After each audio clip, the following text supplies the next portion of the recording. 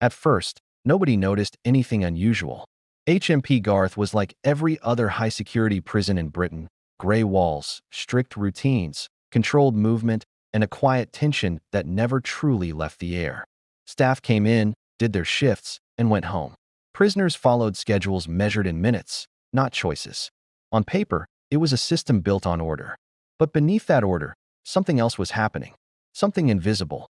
Something human. Jane Littler was not a prison officer in the traditional sense. She wasn't there to enforce discipline with keys and batons. She worked in rehabilitation, the part of the prison system designed to reduce violence, rebuild behavior, and prepare inmates for life beyond the walls. Her job was built on conversation, trust, and belief in change. And that distinction matters.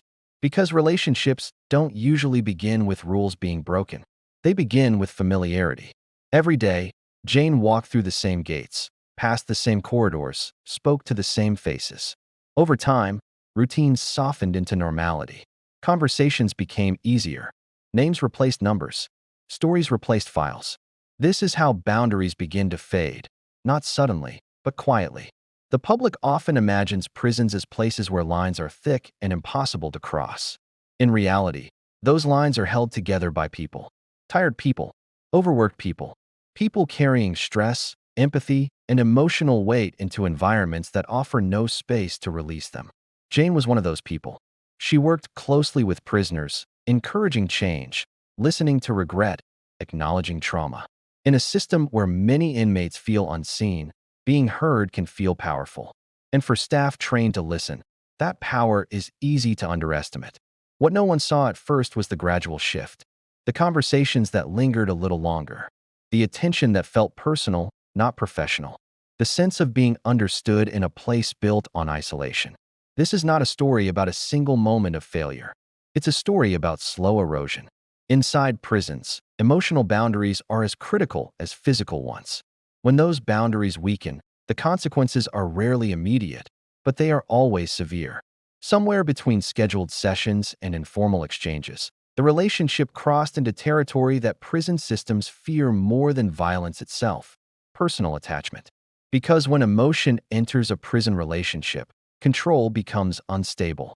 Inmates live in an environment designed to strip autonomy. Staff live in an environment designed to suppress vulnerability. When those two realities meet without clear limits, the result can be catastrophic for everyone involved. Behind the scenes, the system relies on one unbreakable rule: staff must never become emotionally compromised. Once that happens, trust collapses, not just between one worker and one inmate, but across the entire institution. At HMP Garth, that collapse began with something deceptively small: a mobile phone. Phones inside prisons are not minor infractions. They represent communication beyond surveillance, access beyond control, and influence beyond authority. When one was discovered inside an inmate's cell, alarms were triggered, quietly, internally, professionally. Investigators didn't rush. They watched. They listened. They traced. What they uncovered would unravel far more than a single breach of rules. Thousands of contacts, repeated communication, patterns that could not be explained away as coincidence or mistake. And suddenly, a rehabilitation worker became the focus of a criminal investigation. For the prison service, this wasn't just misconduct. It was corruption. When staff form personal relationships with inmates, the entire security framework is compromised. Information leaks. Decisions blur. Loyalty shifts. And prisons, more than almost any institution, cannot afford divided allegiance. Jane Littler was arrested not as a villain, but as a former insider. The same system she once represented now stood against her. The shock rippled beyond the prison walls. Media headlines reduced the story to a simple phrase: prison worker jailed over relationship with inmate. But that headline hid the complexity underneath. Because this wasn't just about love, or attraction, or bad judgment. It was about power dynamics. It was about psychological pressure. It was about a system that places human beings in environments where emotion is both a tool and a threat. And as the case moved through the courts, the public began asking questions the prison system rarely answers openly. How often does this really happen? Why are rehabilitation staff particularly vulnerable? And at what point does empathy become exposure? Jane Littler would eventually stand on the opposite side of the bars, no longer as a worker, but as a prisoner herself. The irony was brutal. The fall was complete. But this story doesn't begin or end with her sentence. It begins with a system that demands emotional intelligence while punishing emotional attachment. It continues with an environment where manipulation and vulnerability coexist. And it forces us to confront an uncomfortable truth. Sometimes, the most dangerous line in a prison isn't physical at all. It's emotional. And once it disappears, there is no way back. In the next chapter, we go deeper. Inside the psychology of forbidden prison relationships, how they form, why they escalate, and why the prison system considers them one of its greatest hidden threats. Stay with us, because what happened at HMP Garth is not as rare as you've been led to believe. To understand how a prison staff member can form a personal relationship with an inmate, you have to understand one uncomfortable truth. Prisons are not just places of confinement. They are pressure chambers for the human mind. Every interaction inside a prison is shaped by imbalance. One person has authority, movement, and access to the outside world. The other has restrictions, surveillance, and time that stretches endlessly. When these two worlds collide repeatedly, day after day, the psychological effects can be profound. This is where the story becomes less about scandal and more about human vulnerability. Rehabilitation staff, in particular, operate in a unique psychological space. Their role is not to intimidate or control, but to connect. They are trained to listen, to empathize, to encourage self-reflection and change. They hear confessions, regrets, fears, and hopes that inmates rarely share with anyone else. Over time, these conversations can create an illusion of intimacy. Not romantic intimacy at first, emotional intimacy. When someone feels understood in an environment designed to strip identity, that feeling can be intoxicating. And when the person offering that understanding is one of the few links to normal human interaction, the emotional bond can grow quickly. This is not accidental. It is structural. Inmates are trained by survival. Many learn early how to read people, how to sense emotional openings, how to mirror language and vulnerability. This does not mean manipulation is always intentional or malicious. Often, it is adaptive, a way to survive confinement. But the effect is the same. A staff member begins to feel needed, special, trusted, and in a job that is emotionally exhausting and often underappreciated, that feeling can become dangerously rewarding. For the staff member, especially one working long hours under constant pressure, the prison can become a closed emotional ecosystem. Conversations outside the job become limited. Stress follows them home. Sleep becomes irregular. Emotional support systems weaken. Inside that environment, a single connection can feel grounding. This is why prisons classify personal relationships as a severe security risk, not because of morality, but because emotion disrupts judgment. Once emotional attachment forms, professional boundaries begin to blur quietly. Small rule bending feels justified. Rationalizations creep in. Just this once.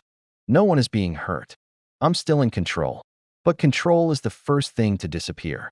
Psychologists who study institutional environments often describe a phenomenon called gradual normalization.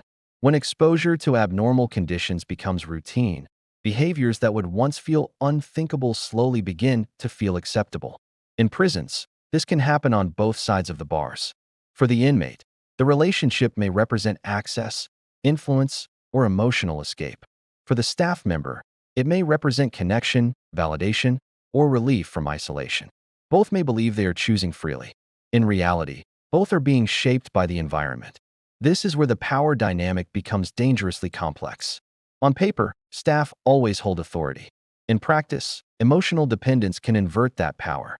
A staff member invested emotionally becomes vulnerable to pressure, secrecy, and fear of exposure. An inmate who senses this vulnerability can gain influence without ever issuing a threat. That influence doesn't have to be spoken. Often, it isn't. It lives in silence, expectation, and emotional obligation. This is why prison services around the world treat boundary violations as corruption, not romance. Once secrecy enters the relationship, the institution loses visibility. And in environments built entirely on oversight, invisibility is the greatest threat. In the case of Jane Littler, investigators did not initially focus on feelings.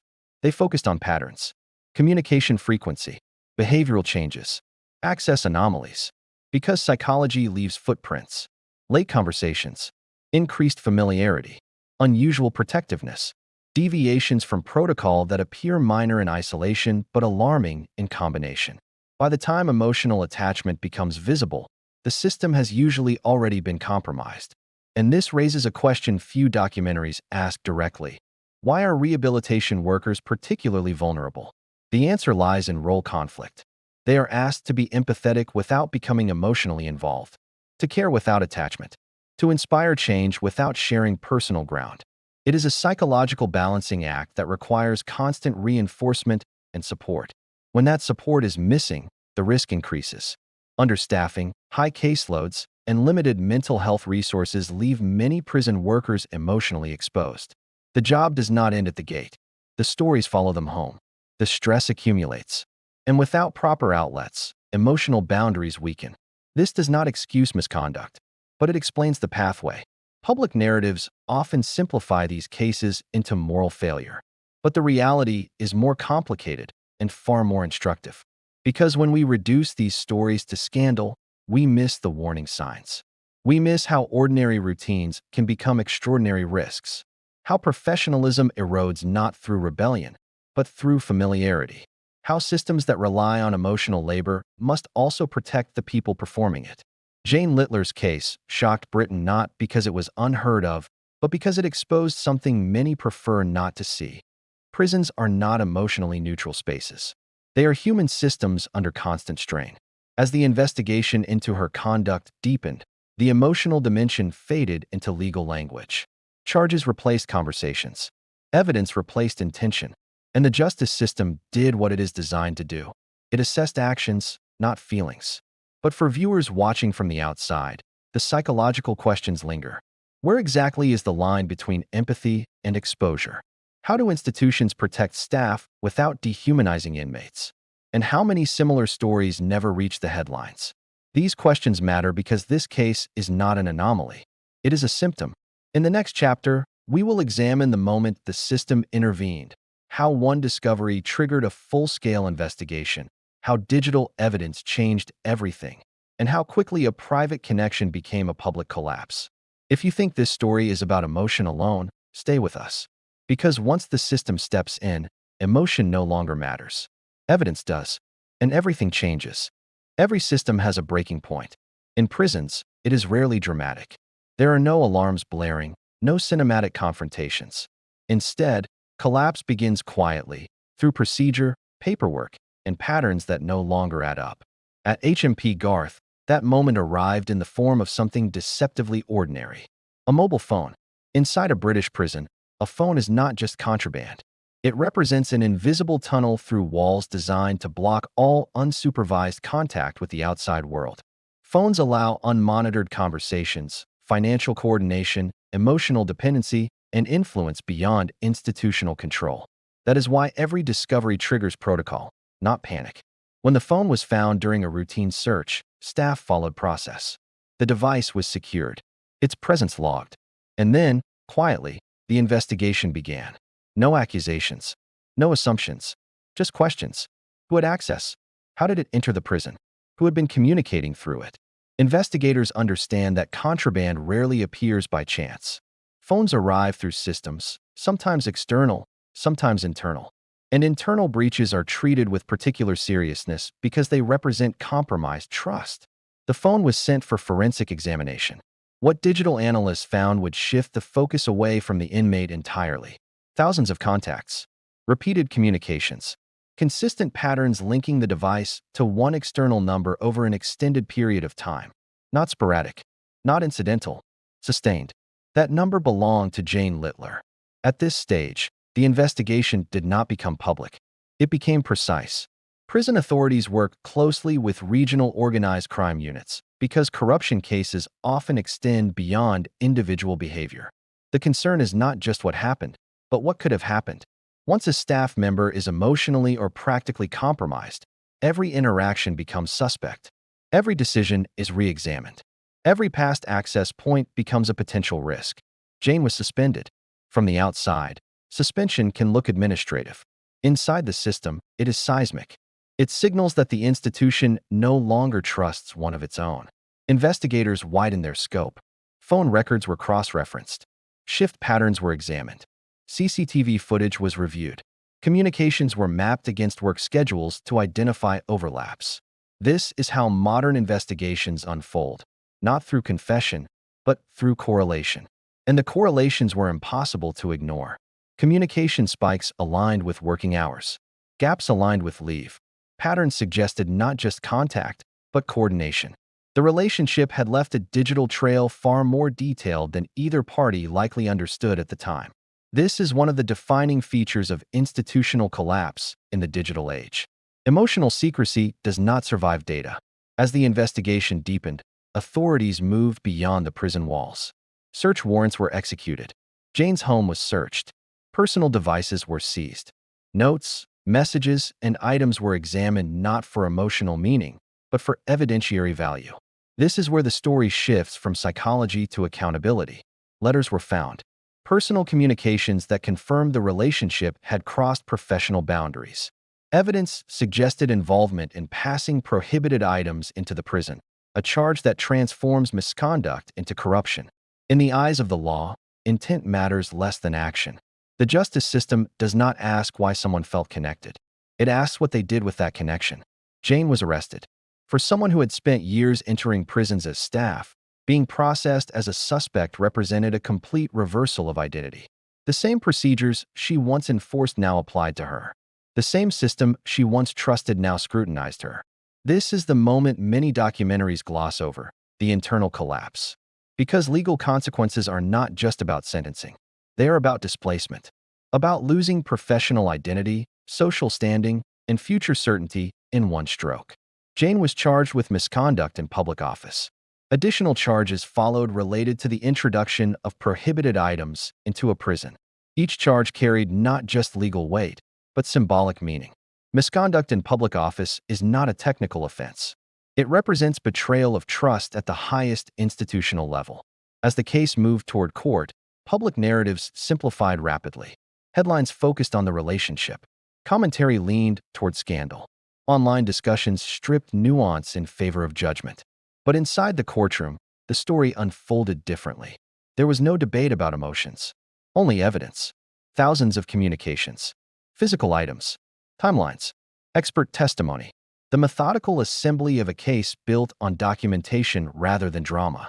Jane pleaded guilty to misconduct in public office. That plea was significant. It acknowledged not just rule-breaking, but institutional harm. It confirmed that boundaries had not merely blurred, they had been crossed. At sentencing, the court emphasized deterrence. This was not about punishing emotion. It was about protecting the integrity of the prison system. Judges are acutely aware that public confidence in justice institutions depends on trust. When that trust is broken, consequences must be visible. Jane was sentenced to years in prison. The irony was stark. A woman who entered prisons to support rehabilitation now faced rehabilitation herself. A professional trained to manage inmate behavior now lived under the same restrictions she once enforced. The story could end there, but it doesn't, because the consequences of this case extended beyond one individual. Within the prison service, the aftermath triggered reviews. Training protocols were examined. Supervision structures were questioned. Support systems for emotionally demanding roles were scrutinized. Every corruption case forces institutions to ask the same uncomfortable questions. Were warning signs missed? Were staff adequately supported? Was prevention possible? For colleagues, the case created shock and silence. Trust fractures ripple outward. When one staff member falls, others are scrutinized. Relationships become guarded. Emotional distance increases. For inmates, the message was unambiguous. Boundaries are absolute, and violations carry severe consequences. And for the public, the case challenged assumptions. Many viewers initially see stories like this as isolated scandals. But as details emerge, a different picture forms. One where institutional design, emotional labor, and human vulnerability intersect. This is where retention matters. Because if viewers stop at the sentence, they miss the larger story. They miss how easily systems can be compromised without constant reinforcement. How digital evidence now plays a decisive role in uncovering hidden relationships. how modern prisons rely not just on walls, but on ethical resilience. In the next chapter, we widen the lens. We examine why cases like this are increasing, how prison systems worldwide are struggling with staff burnout and boundary erosion, and what experts say must change to prevent future collapses. This story is not about one relationship. It is about a system under strain. And if you think the consequences ended with a sentence, stay with us. Because the impact of this case is still unfolding. When a prison worker is convicted of misconduct, the public tends to focus on the individual. Names, faces, sentences. The story becomes personal, digestible, and easy to judge. But inside the prison service, cases like this trigger a very different response. They trigger alarm. Because institutions do not fear scandal nearly as much as they fear patterns. By the time Jane Littler was sentenced, senior officials already knew something uncomfortable. Her case was not isolated. It belonged to a growing category of incidents that exposed deep structural pressure within modern prison systems. To understand why, we have to step back and look at how prisons have changed. Over the past 2 decades, the role of prison staff has expanded dramatically. Officers and rehabilitation workers are no longer tasked solely with security and discipline. They are now expected to manage mental health crises, support rehabilitation, de-escalate conflict, and build trust with individuals who often carry significant trauma. This shift was designed with good intentions, but it came without equal investment in staffing, training, or psychological support. As prison populations grew and resources tightened, workloads increased. Staff shortages became chronic. Shifts lengthened. Emotional labor intensified, and the margin for error narrowed. In this environment, emotional resilience became a silent requirement, one rarely discussed outside professional circles. Rehabilitation staff, in particular, operate at the intersection of authority and empathy. They are encouraged to form rapport, establish trust, and motivate change, all while maintaining strict professional distance. That balance is difficult under ideal conditions. Under pressure, it becomes fragile. Internal reports across multiple prison systems have repeatedly highlighted the same risk factors: burnout, emotional exhaustion, lack of supervision, and insufficient mental health support for staff. These factors do not cause misconduct directly, but they weaken defenses against it. When staff feel unsupported, boundaries erode faster. This is not speculation. It is documented. Experts in institutional psychology describe prisons as emotionally asymmetrical environments. Inmates have time. Staff do not. Inmates observe. Staff react. Inmates adapt to confinement. Staff absorb stress and move on to the next shift. Over time, this asymmetry can invert expected power dynamics. A staff member who feels unseen, undervalued, or emotionally drained may unconsciously seek validation where it is most available, inside the very environment they are meant to control. And prisons, despite their security measures, are environments rich in emotional exposure. Inmates share stories of loss, regret, injustice, and hope. They speak openly in ways many people outside never do. For staff trained to listen, this openness can feel meaningful, grounding, human. Without safeguards, it can also feel personal. This is where institutional responsibility comes into focus. Following Jane Littler's conviction, internal reviews examined not just her actions, but the systems surrounding her. Training modules were reassessed. Supervision frequency was questioned. Reporting pathways were evaluated. The goal was not to excuse misconduct, but to understand how it progressed undetected. Because prevention depends on early intervention, boundary violations rarely begin with overt rule breaking. They begin with subtle shifts, increased familiarity, emotional reliance, selective rule flexibility. Without clear reporting cultures and psychological support, these shifts can go unnoticed until damage is irreversible. One senior prison official, speaking anonymously in post-case analysis, described corruption cases as failures of detection, not sudden betrayals. That distinction matters. If systems rely solely on punishment after the fact, they will always be reactive. Effective institutions focus on resilience, equipping staff to recognize and resist emotional compromise before it escalates. Public discussion, however, rarely reaches this level. Media narratives simplify. Social media polarizes. Comment sections divide the story into heroes and villains. This framing may generate engagement, but it obscures solutions. And solutions are urgently needed. Across the UK and beyond, prisons face rising mental health needs among inmates, increased complexity of cases, and persistent staffing challenges. These pressures increase contact intensity while reducing recovery time for staff. The result is cumulative stress. Studies on occupational burnout show that emotionally demanding roles without adequate support are at higher risk of boundary violations. This does not mean staff are unprofessional by default. It means they are human in environments that demand near superhuman consistency. Jane Littler's case forced this reality into public view. It raised uncomfortable questions for policymakers and prison administrators alike. Are staff being asked to do too much with too little? Are emotional risks treated as seriously as physical security risks? And is the current model sustainable? These questions do not have simple answers. What is clear is that punishment alone does not address root causes. Sentences deter individuals, but systems require reinforcement.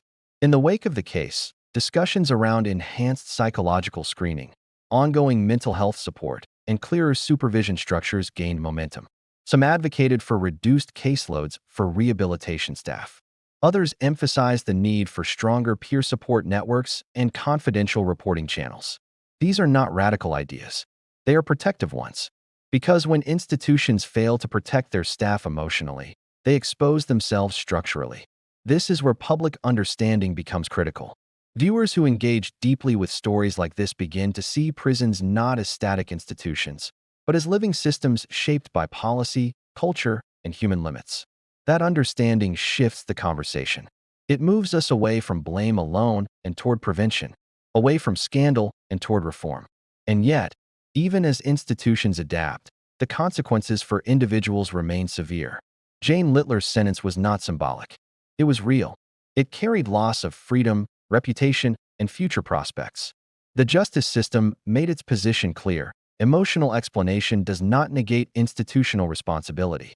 But her case now exists as a reference point. A warning. For prison staff, it reinforces the absolute necessity of boundaries. For administrators, it highlights the cost of neglecting emotional risk. For the public, it offers a rare glimpse into the unseen pressures shaping modern prisons. As we approach the final chapter of this story, one question remains unresolved. What happens after the headlines fade? What does accountability look like years later, for the individual, for the institution, and for a system still grappling with the same pressures that led to this case? In the next and final chapter, we examine the long-term consequences, life after conviction, the impact on trust in public institutions, and the difficult question that lingers long after sentencing. Was this failure inevitable? Or could it have been prevented? Stay with us, because the end of this story is not where most people stop looking. When the courtroom empties and the headlines fade, most people assume the story is over. A sentence has been passed. Justice, in the public imagination, has been delivered. Attention moves on to the next case, the next controversy, the next name. But for those at the center of cases like this, the real consequences begin only after the doors close. For Jane Littler, the transition was absolute. One day, she was a member of prison staff, moving freely through controlled spaces, holding authority, representing the system. The next, she was an inmate, governed by the same rules, routines, and restrictions she once helped enforce. This reversal is not symbolic. It is total. Identity inside institutions is everything. Uniforms, roles, access, language, they define who you are and how you are treated.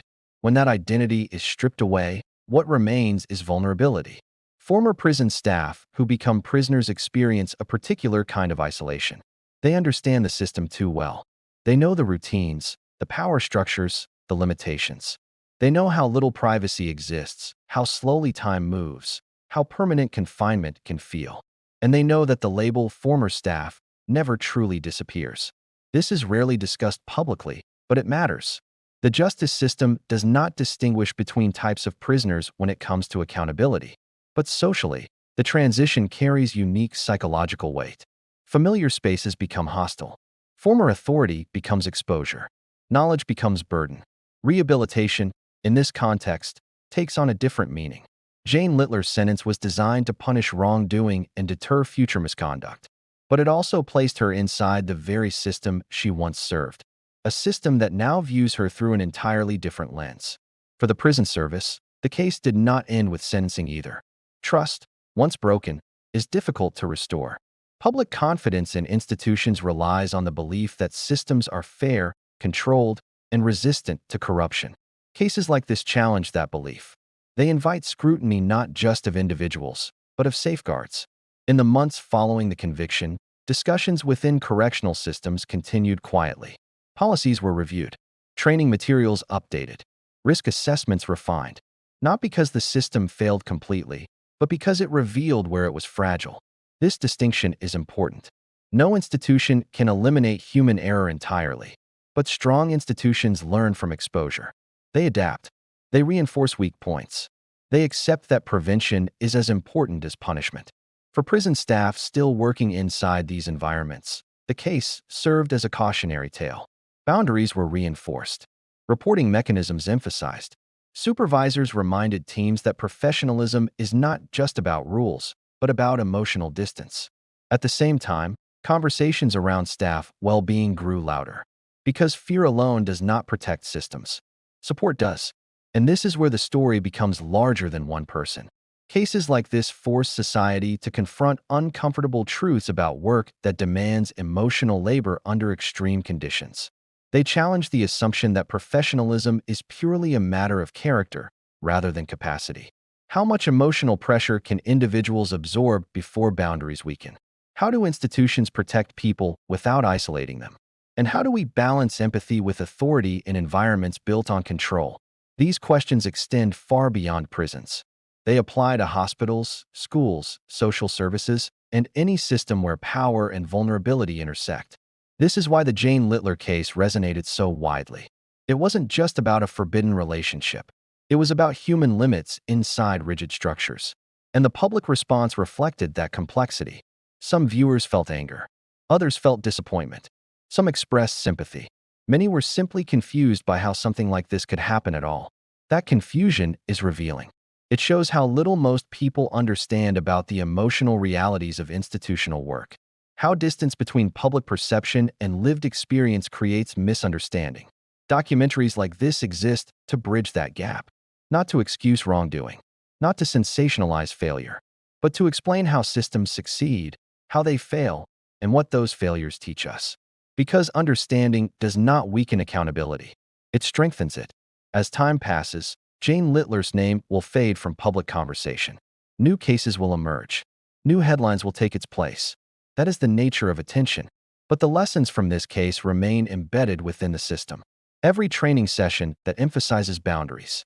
Every policy that addresses emotional risk. Every supervisor who checks in before a problem escalates. These are the quiet outcomes that never make the news. And for viewers watching this story unfold, there is one final question that lingers long after the final frame. What would prevention have looked like? Earlier intervention? Better support? Clearer safeguards? There is no single answer. But asking the question matters. Because justice is not only about punishment after failure. It is about reducing the conditions that make failure likely. This is the uncomfortable space where accountability and compassion coexist. And it is where real reform begins. As we end this documentary, remember this. Prisons are not just walls and rules. They are human systems. And human systems are only as strong as the support they provide to the people inside them, on both sides of the bars. The case that shocked Britain did not expose a scandal alone. It exposed a strain that demands attention, not outrage, reflection, not reduction, and understanding, not denial. If this story made you question assumptions, that matters. If it changed how you see institutions, that matters. And if it reminded you that systems fail not because people are weak, but because support is thin, that matters most of all. Stay curious, stay critical, and keep asking the questions that don't fit neatly into headlines. Because the stories that shape society are rarely the loudest ones. They are the ones that force us to look deeper. Thank you for watching, all the way to the end.